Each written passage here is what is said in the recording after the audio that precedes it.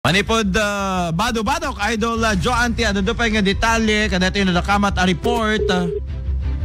Ni agree pa lang. Idol Joan, go ahead. Inya dito, Ilocos Narcotic Tourism Office ana paritepan pailaeng temporaryo ti water park iti paset na ti Barangay La Virgen Milagrosa iti Iliti Badok. Dahil tiket ka po ti manarimaan amon sa rainway no habagat ang mga bektar kadagiti nagduduma nga aktibidad at ti lugar.